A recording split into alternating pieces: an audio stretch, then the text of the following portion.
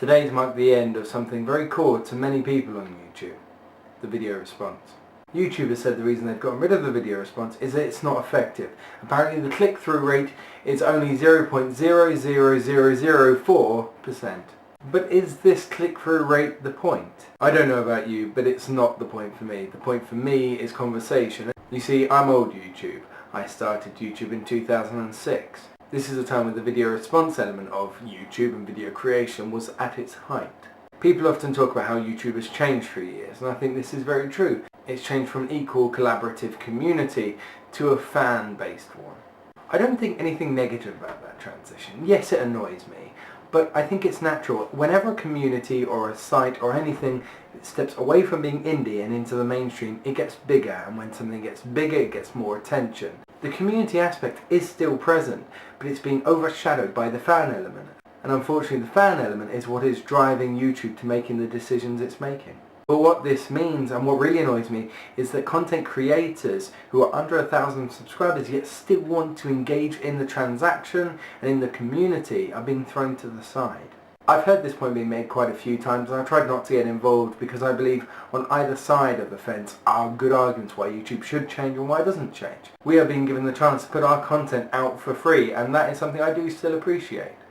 But I believe that this point now about the smaller YouTubers, smaller content creators being thrown to the side is becoming more true now than ever before. YouTube is planning on replacing the video response feature with a new engagement feature. Word on the street is that this will be adding video links into comments. All I can say is bring on the spam. A lot of blame is brought into this conversation. I'm even bringing blame into this video.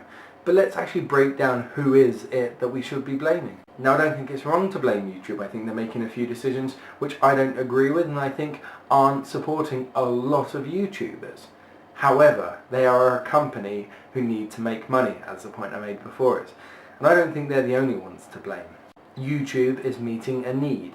And we like to look at this need rather simply as saying, damn you fangirls, but is it just fangirls? Personally, I think not. I think a large amount of the blame needs to go on content creators. Not all of them, but some of them. Those that know me personally know that community is a really big part of YouTube for me. I've started 3 projects in the last 2 years that focus on community. I also regularly hold events. However, it upsets me about how few content creators are wanting to engage. Even in a project like YouTube Content Creator Showcase, which I tried to bring up, people were not interested in supporting one another. All they wanted to do was put their content out there. The current format of YouTube has created an idea in people's minds that they need to get noticed, and that prevails everything else. And that's not right. YouTube in its old form used to be something where you'd be able to communicate with people and support one another, work off of one another. That's limited now at best. People only want to engage with another person or a project as a whole if it benefits them. But hell, then again, why would you want to support one another, eh? Right? To conclude, YouTube, do what you want. YouTube creators, do what you want. I'm not ignorant enough to think little old me, well, 6'4" me, can do anything to change your minds. But community will still be the heart of this website for me, for this life for me, not fandom. For those of my viewers and my YouTube friends who continue to watch my videos, support me, share their own videos, and engage in this, thank you. Because, as I said, for me, that is the biggest part of YouTube. And that's what I think about it. YouTube's not going to change, and my worry is that the new up-and-coming people on YouTube are going to be so focused on numbers and subscribers that they're not focused on community.